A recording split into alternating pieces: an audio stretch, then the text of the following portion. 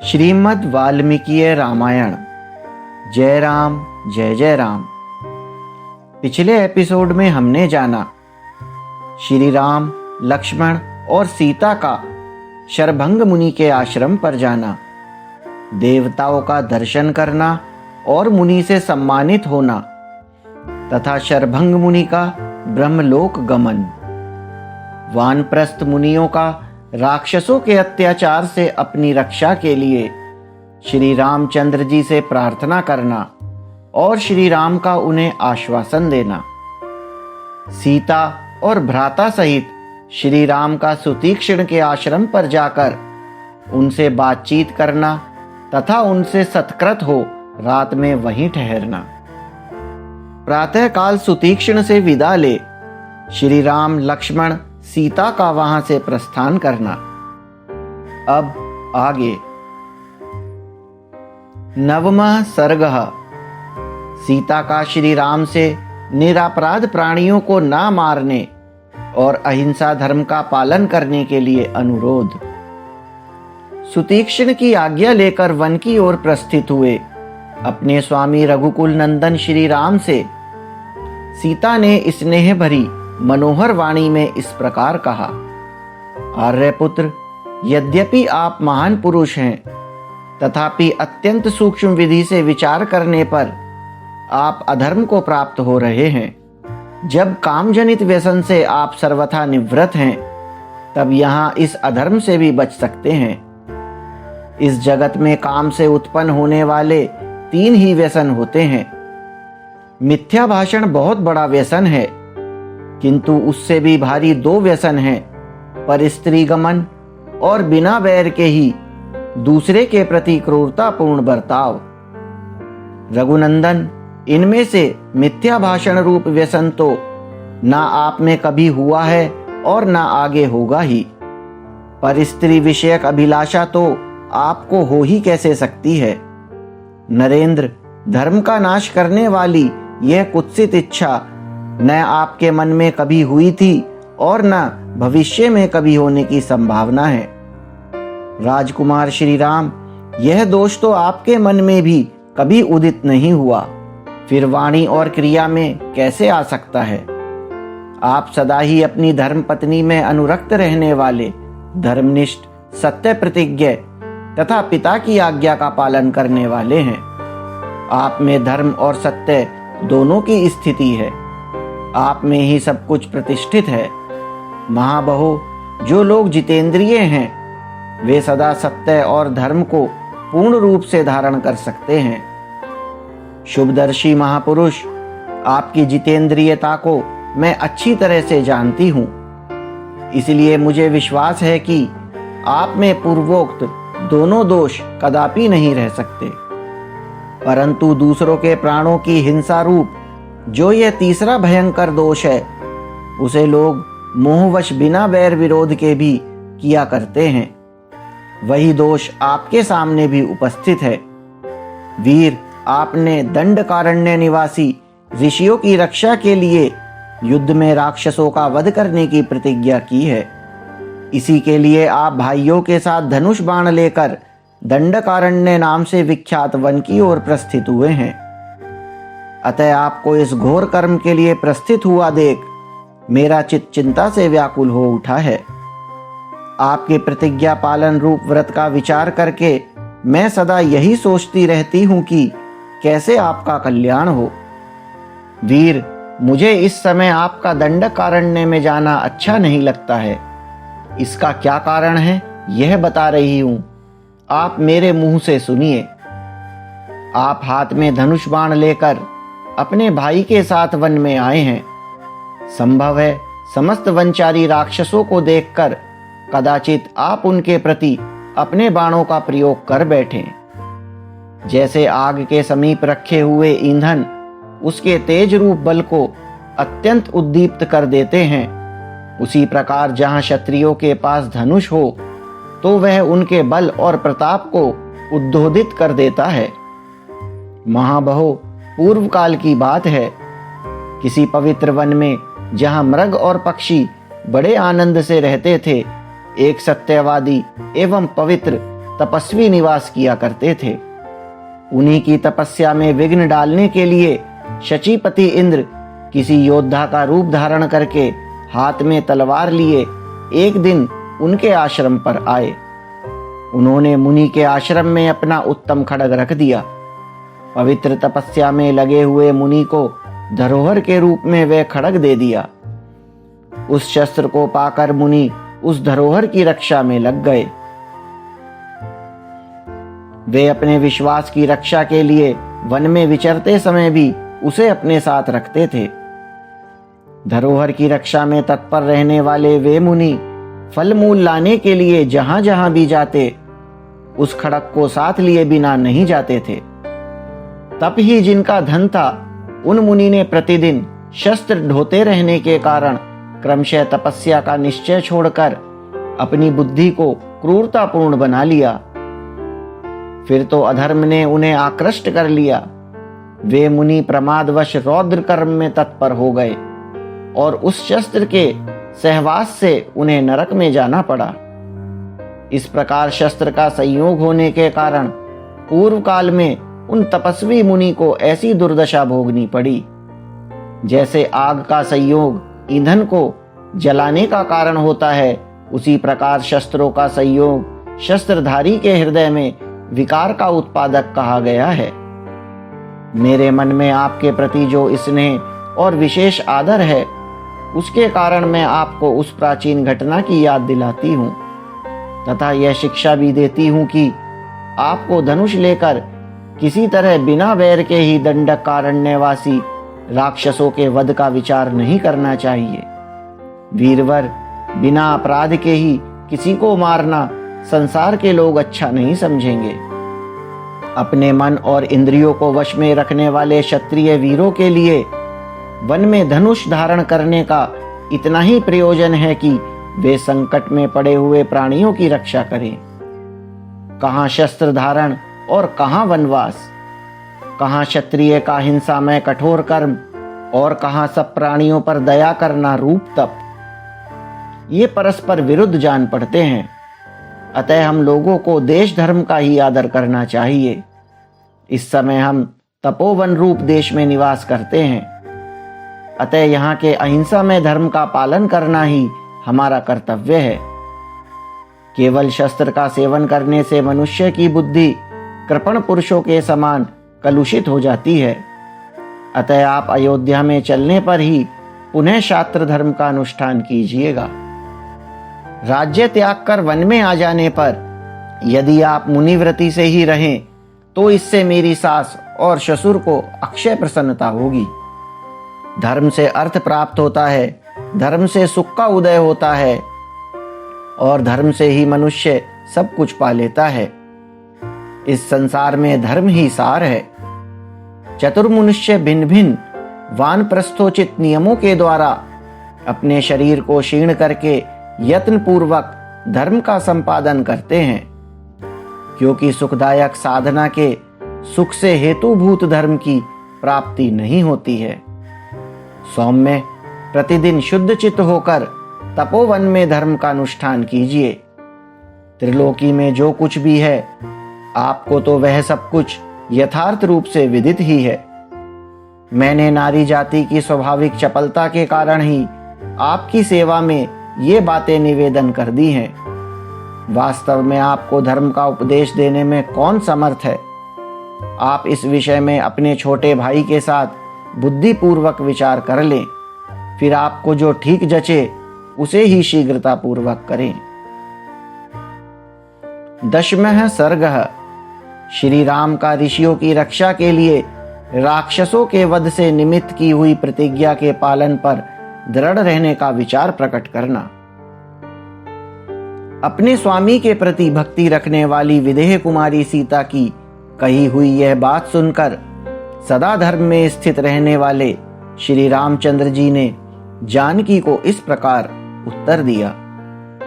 देवी, धर्म को जानने वाली जनक किशोरी, तुम्हारा मेरे ऊपर स्नेह है, इसलिए तुमने मेरे हित की बात कही है।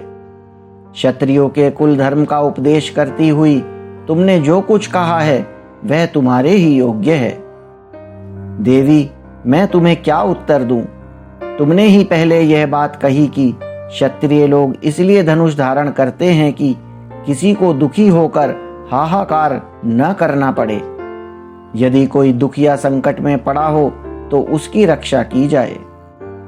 सीते, दंडकारण्य में रहकर कठोर व्रत का पालन करने वाले वे मुनि बहुत दुखी हैं। इसलिए मुझे शरणागत वत्सल जानकर वे स्वयं मेरे पास आए और शरणागत हुए। भीरु, सदा ही वन में रहकर फलमूल का आहार करने वाले वे मुनि इन क्रूर कर्मा राक्षसों के कारण कभी सुख नहीं पाते हैं। मनुष्यों के मांस से जीवन निर्वाह करने वाले ये भयानक राक्षस उन्हें मार कर खा जाते हैं। उन राक्षसों के ग्रास बने हुए वे दंडकारण्यवासी द्विज श्रेष्ठ मुनि हम लोगों के पास आकर मुझसे बोले, प्रभो, हम पर अनुग्रह कीजिए। उनके मुख से निकली हुई इस प्रकार रक्षा की पुकार सुनकर और उनकी आज्ञा पालन रूपी सेवा का विचार मन में लेकर मैंने उनसे यह बात कही। महर्षियों, आप जैसे ब्राह्मणों की सेवा में मुझे स्वयं ही उपस्थित होना चाहिए था, परंतु आप स्वयं ही अपनी रक्षा के लिए मेरे पास आए। यह मेरे लिए अनुपम लज्जा की बात है। अतः आप प्रसन्न हो, बताइए मैं आप लोगों की क्या सेवा करूं? यह बात मैंने उन ब्राह्मणों के सामने कही। तब उन सभी ने मिलकर अपना मनोभाव इन वचनों में प्रकट किया। श्री राम, दंडकारण्य में इच्छा अनुसार रूप धारण करने वाले बहुत से राक्षस रहते हैं। उनसे हमें बड़ा कष्ट पहुंच रहा है। अतः वहां उनके भय से आप हमारी रक्षा करें। निष्पाप रघुनंदन, अग्निहोत्र का समय आने पर तथा पर्व के अवसरों पर ये अत्यंत दुर्धर्ष मांस भोजी राक्षस हमें धर दबाते हैं। राक्षसों के द्वारा आक्रांत होने वाले हम तपस्वी तापस सदा अपने लिए कोई आश्रय ढूंढते रहते हैं। अतः आप ही हमारे परम आश्रय हो। रघुनंदन, यद्यपि हम तपस्या के प्रभाव से इच्छा अनुसार इन राक्षसों का वध करने में समर्थ हैं, तथापि चिरकाल से उपार्जित किए हुए तप को खंडित करना नहीं चाहते हैं, क्योंकि तप में सदा ही बहुत से विघ्न आते रहते हैं तथा इनका संपादन बहुत ही कठिन होता है। यही कारण है कि राक्षसों के ग्रास बन जाने पर भी हम उन्हें शाप नहीं देते हैं।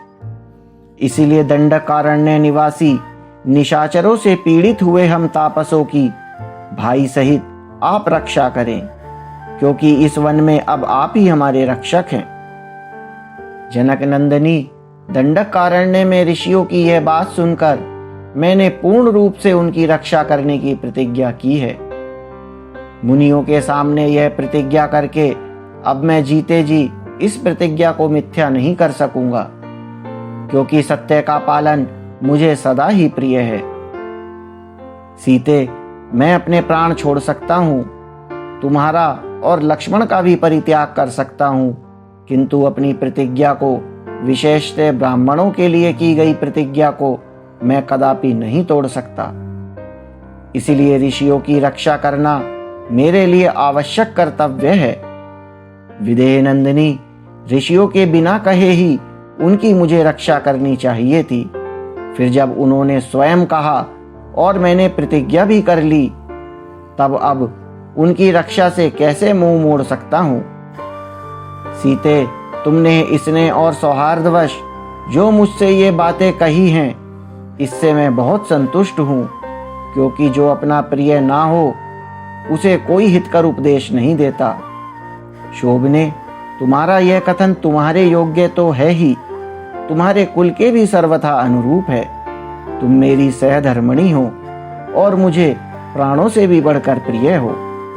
महात्मा श्री रामचंद्र जी अपनी प्रिया मिथिलेश कुमारी सीता से ऐसा वचन कहकर अपने हाथों में धनुष ले लक्ष्मण के साथ रमणीय तपोवन में विचरण करने लगे। एकादशः सर्गः पंचाप्सर तीर्थ एवं मार्कंड मुनि की कथा। विभिन्न आश्रमों में घूमकर श्री राम आदि का सुतीक्ष्ण के आश्रम में आना, वहां कुछ काल तक रहकर उनकी आज्ञा से अगस्त्य के भाई तथा अगस्त्य के आश्रम पर जाना तथा अगस्त्य के प्रभाव का वर्णन। तदनंतर आगे आगे श्री राम चले। बीच में परम सुंदरी सीता चल रही थी और उनके पीछे हाथ में धनुष लिए लक्ष्मण चलने लगे। सीता के साथ वे दोनों भाई भांति भांति के पर्वतीय शिखरों, वनों तथा नाना प्रकार की रमणीय नदियों को देखते हुए अग्रसर होने लगे। उन्होंने देखा कहीं नदियों के तटों पर सारस और चक्रवाक विचर रहे हैं और कहीं खिले हुए कमलों और जलचर पक्षियों से युक्त सरोवर शोभा पाते हैं। कहीं चितकबरे मृग यूथ बांधे चले आ रहे थे, कहीं बड़े बड़े सींग वाले मदमत्त भैंसे तथा बड़े हुए दांत वाले जंगली सुअर और वृक्षों के वहरी दंतार हाथी दिखाई देते थे। दूर तक यात्रा तय करने के बाद जब सूर्य अस्ताचल को जाने लगे, तब उन तीनों ने एक साथ देखा सामने एक बड़ा ही सुंदर तालाब है, जिसकी लंबाई चौड़ाई एक एक योजन की जान पड़ती है। वह सरोवर लाल और श्वेत कमलों से भरा हुआ था। उसमें क्रीड़ा करते हुए झुंड के झुंड हाथी उसकी शोभा बढ़ाते थे तथा सारस, राजहंस और कलहंस आदि पक्षियों एवं जल में उत्पन्न होने वाले मत्स्य आदि जंतुओं से वह व्याप्त दिखाई देता था। स्वच्छ जल से भरे हुए उस रमणीय सरोवर में गाने बजाने का शब्द सुनाई देता था, किंतु कोई दिखाई नहीं दे रहा था। तब श्री राम और महारथी लक्ष्मण ने कौतूहलवश अपने साथ आए हुए धर्मभ्रत नामक मुनि से पूछना आरंभ किया। महामुने, यह अत्यंत अद्भुत संगीत की ध्वनि सुनकर हम सब लोगों को बड़ा ही कौतूहल हो रहा है। यह क्या है, इसे अच्छी तरह बताइए। श्री रामचंद्र जी के इस प्रकार पूछने पर धर्मात्मा धर्मभ्रत नामक मुनि ने तुरंत ही उस सरोवर के प्रभाव का वर्णन आरंभ किया। श्री राम, यह पंचाप्सर नामक सरोवर है जो सर्वदा आगाध जल से भरा रहता है। मांडकर्णी नामक मुनि ने अपने तप के द्वारा इसका निर्माण किया था। महामुनि मांडकर्णी ने एक जलाशय में रहकर केवल वायु का आहार करते हुए 10 सहस्त्र वर्षों तक तीव्र तपस्या की थी। उस समय अग्नि आदि सब देवता उनके तप से अत्यंत व्यथित हो उठे और आपस में मिलकर वे सब के सब इस प्रकार कहने लगे, जान पड़ता है ये मुनि हम लोगों में से किसी के स्थान को लेना चाहते हैं। ऐसा सोचकर वे सब देवता वहां मनी मन उद्विग्न हो उठे। उनकी तपस्या में विघ्न डालने के लिए संपूर्ण देवताओं ने 5 प्रधान अप्सराओं को नियुक्त किया, जिनकी अंग कांति विद्युत के समान चंचल थी। तदनंतर जिन्होंने लौकिक एवं परालौकिक धर्माधर्म का ज्ञान प्राप्त कर लिया था, उन मुनि को उन 5 अप्सराओं ने देवताओं का कार्य सिद्ध करने के लिए काम के अधीन कर दिया। मुनि की पत्नी बनी हुई वे ही 5 अप्सराएं यहाँ रहती हैं। उनके रहने के लिए इस तालाब के भीतर घर बना हुआ है, जो जल के अंदर छिपा हुआ है। उसी घर में सुखपूर्वक रहती हुई 5 अप्सराएं तपस्या के प्रभाव से युवावस्था को प्राप्त हुए मुनि को अपनी सेवाओं से संतुष्ट करती हैं। क्रीड़ा विहार में लगी हुई इन अप्सराओं के ही वाद्यों की यह ध्वनि सुनाई देती है, जो भूषणों की झनकार के साथ मिली हुई है। साथ ही उनके गीत का भी मनोहर शब्द सुन पड़ता है। अपने भाई के साथ महायशस्वी श्री रघुनाथ जी ने उन भावित आत्मा महर्षि के इस कथन को यह तो बड़े आश्चर्य की बात है यूं कहकर स्वीकार किया। इस प्रकार कहते हुए श्री रामचंद्र जी को एक आश्रम मंडल दिखाई दिया, जहां सब ओर कुश और वलकल वस्त्र फैले हुए थे। वह आश्रम ब्राह्मी लक्ष्मी अर्थात ब्रह्म तेज से प्रकाशित होता था। विदेह नंदिनी सीता तथा लक्ष्मण के साथ उस तेजस्वी आश्रम मंडल में प्रवेश करके कुकुत्स कुलभूषण श्री राम ने उस समय सुखपूर्वक निवास किया। वहां के महर्षियों ने उनका बड़ा आदर सत्कार किया।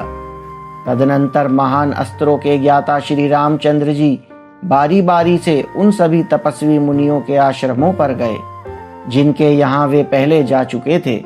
उनके पास भी अर्थात उनकी भक्ति देखकर दोबारा जाकर रहे।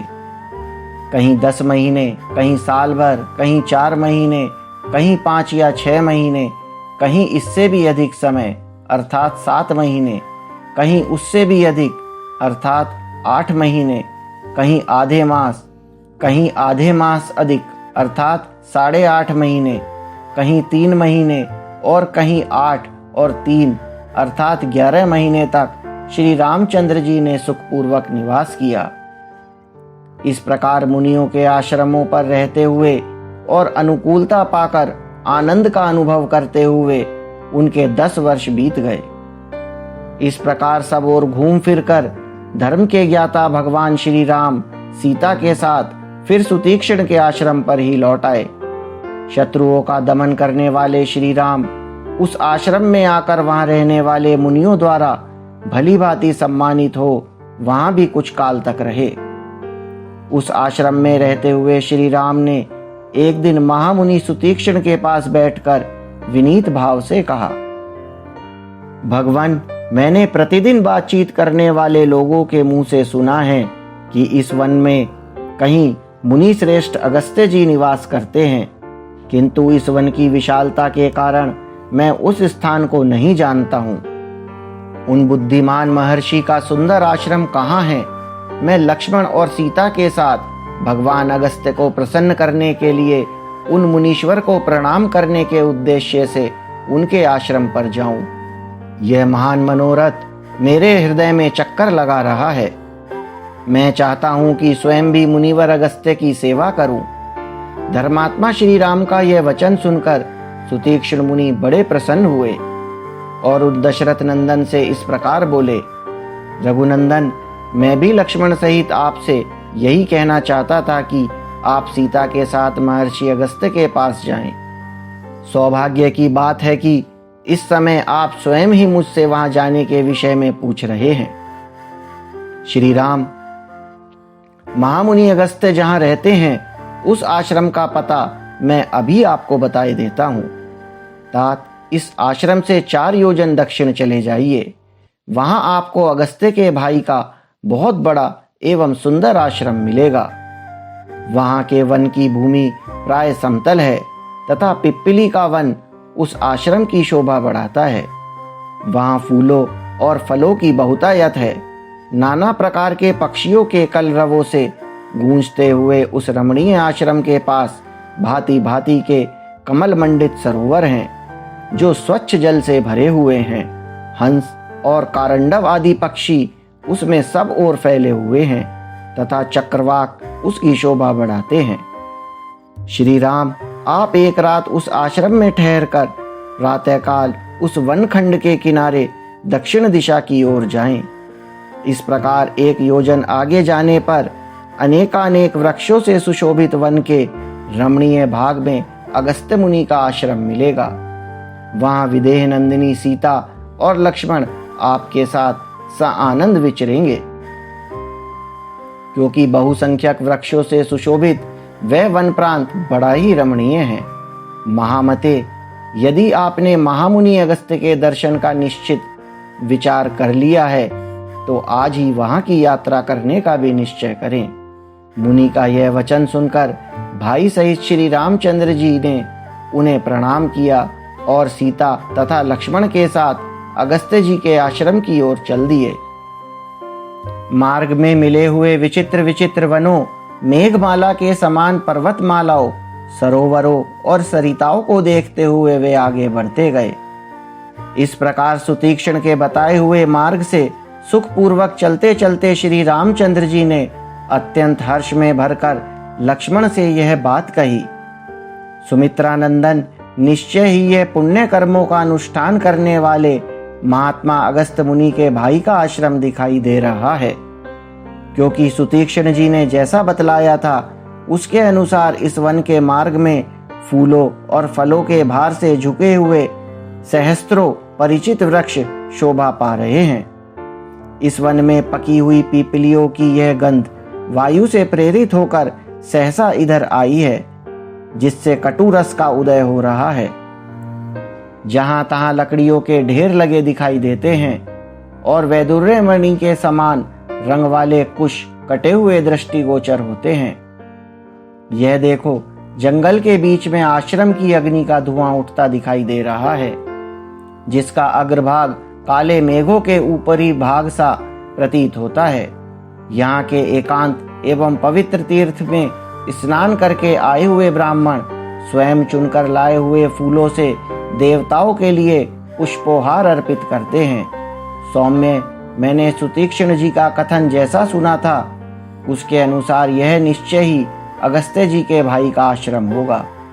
इन्हीं के भाई पुण्यकर्मा अगस्त्य जी ने समस्त लोकों के हित की कामना से मृत्यु स्वरूप वातापी और इलवल का वेग पूर्वक दमन करके इस दक्षिण दिशा को शरण लेने के योग्य बना दिया।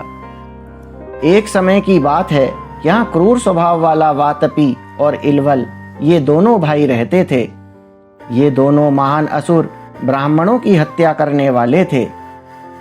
निर्दयी इलवल ब्राह्मण का रूप धारण करके संस्कृत बोलता हुआ जाता और श्राद्ध के लिए ब्राह्मणों को निमंत्रण दे आता था।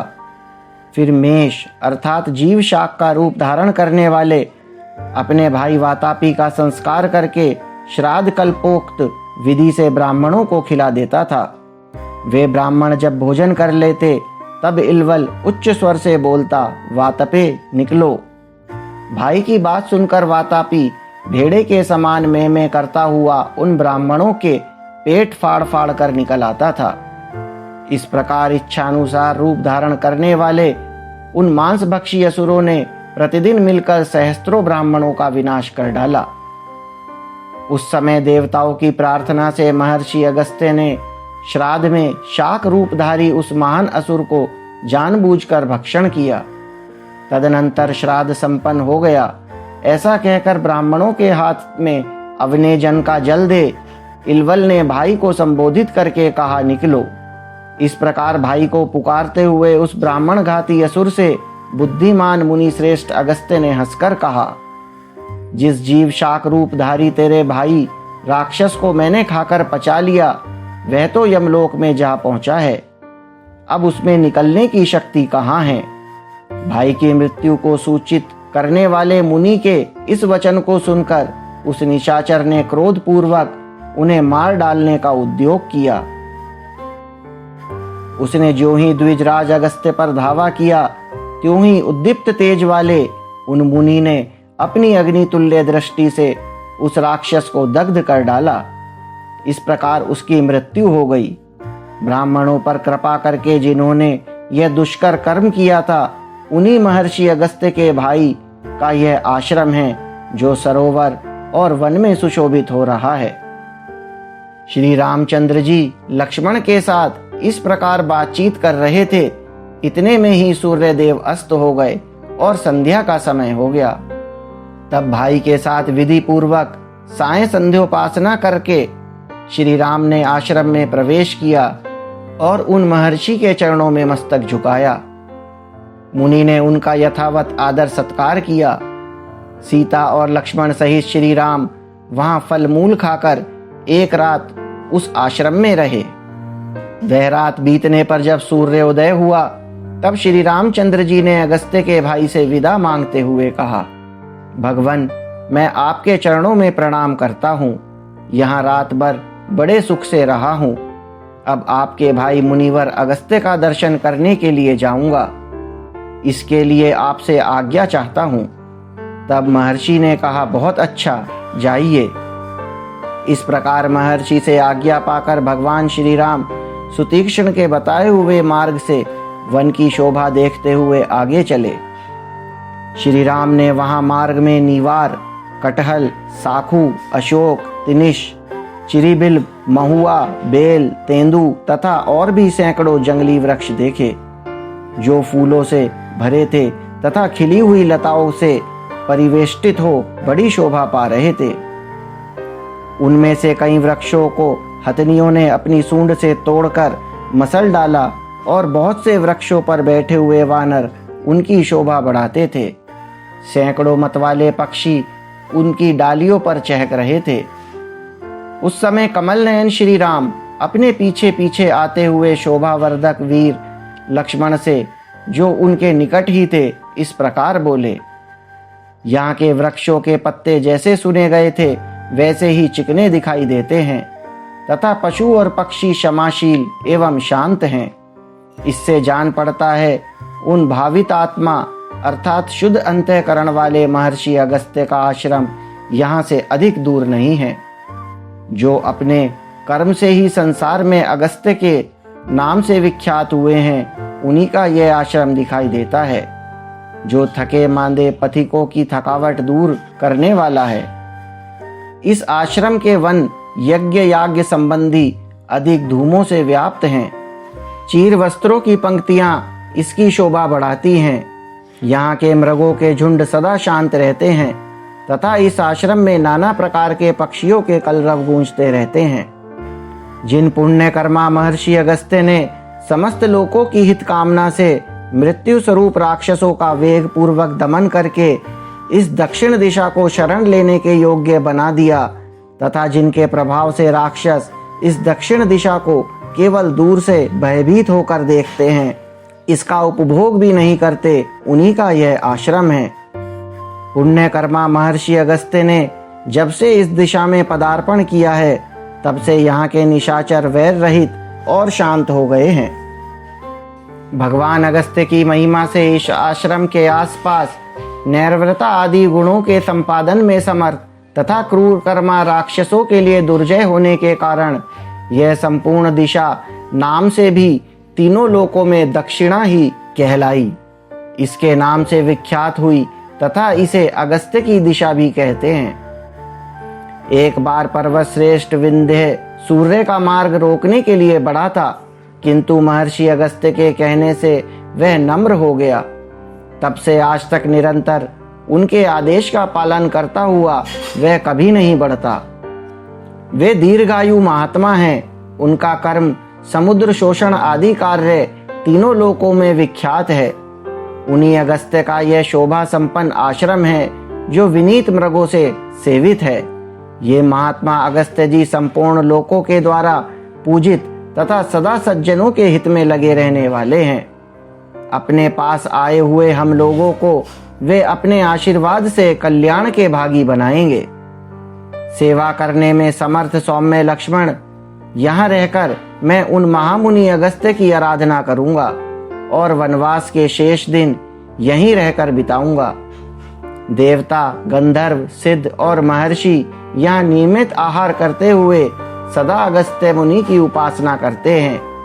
ये ऐसे प्रभावशाली मुनि हैं कि इनके आश्रम में कोई झूठ बोलने वाला, क्रूर, शठ, नृशंस अथवा पापचारी मनुष्य जीवित नहीं रह सकता।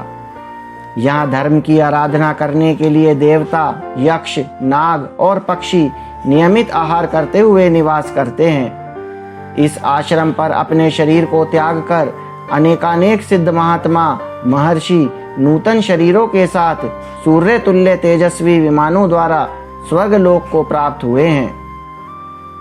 यहाँ सत्कर्म परायण प्राणियों द्वारा आराधित हुए देवता उन्हें यशस्व, अमृतत्व तथा नाना प्रकार के राज्य प्रदान करते हैं। सुमित्रा नंदन, अब हम लोग आश्रम पर आ पहुँचे। तुम पहले प्रवेश करो और महर्षियों को सीता के साथ मेरे आगमन की सूचना दो। कथा अगले अंक में जारी रहेगी।